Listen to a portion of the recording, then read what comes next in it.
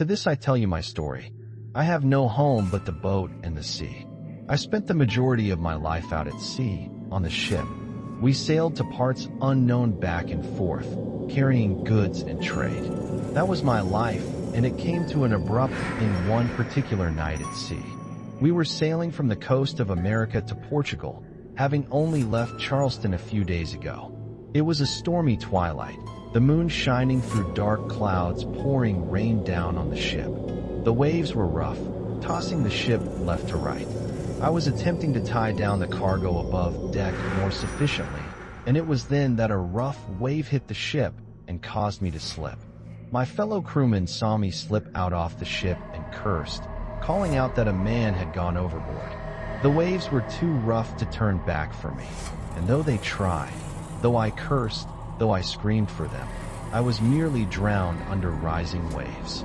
My last thought, last sight, as I fell deeper in the water, looking at our ship floating away, my ship floating away, my last thought as the waters rose and the light from the surface got darker and darker, that I lost breath and simply fell unconscious, knowing I would not awake. I awoke, however, coughing out water and mud on a rock. I looked to my sides, arising, and I was shin-deep in a thick brown muddy liquid. I attempted to remove myself from the liquid, trudging, clothes soaked and heavy, onto dry ground. I looked at my surroundings, and it appeared as though I was on the coast of a large, rocky, mountainous island. Wooden planks and torn masts were washed up on shore, as well as a large wooden hull of the ship. It appeared to be a large caravel of some classification, 17th century, most likely. Old, tattered and torn tarps lay across the ship and ground.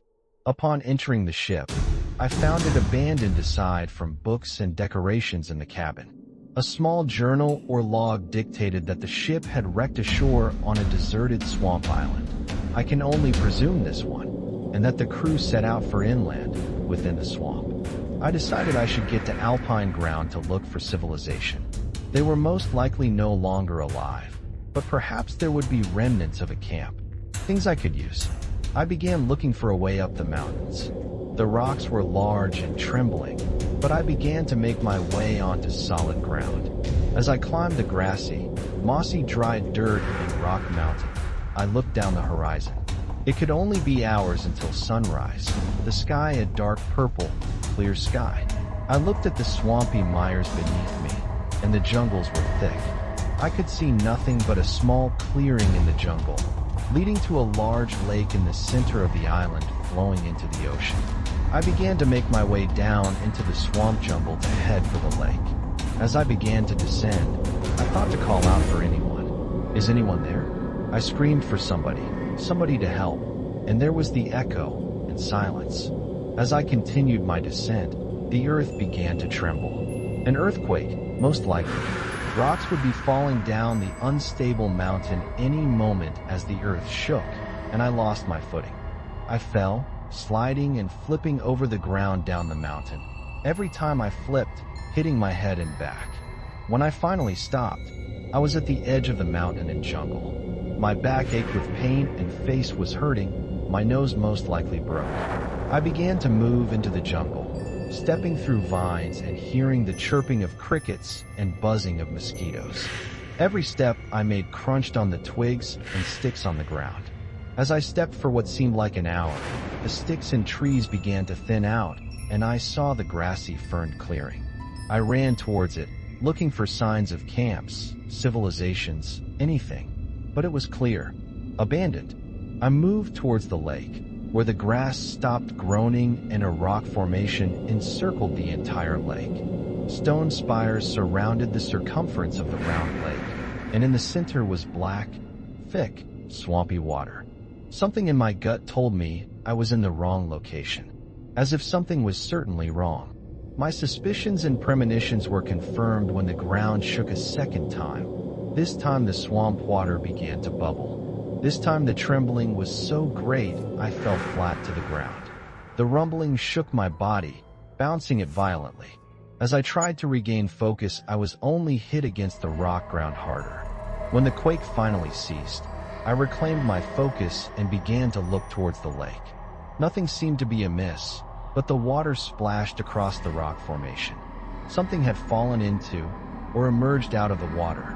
I glanced around to identify what this was, failing to spot anything out of the ordinary. Then, off in the distance, I heard crumbling. I turned to direct my focus towards the sound, and thus is when I saw it. The visage of something, a monster, a colossal abomination towering higher than the Washington Monument.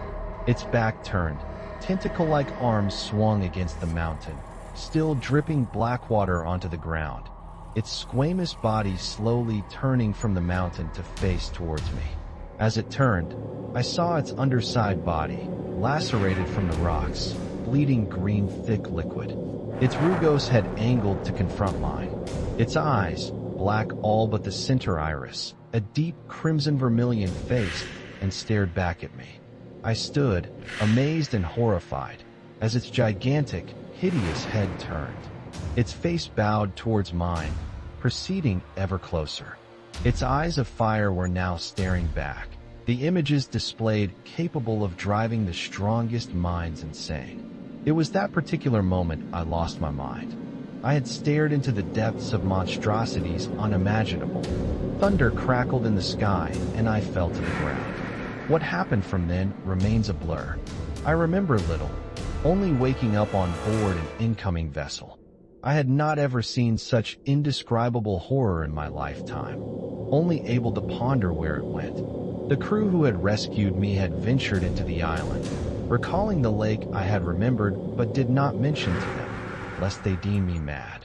I know that should I ever mention these horrors to the public ear, I would be deemed insane and locked away like a lunatic. I know that one day the creature will rise again. This time it will make itself apparent to humanity. It knows me. It would recognize me. I know it comes for me. I know it has followed me. Its only living witness. Written by Scorch 933. Content is available under CC by SA.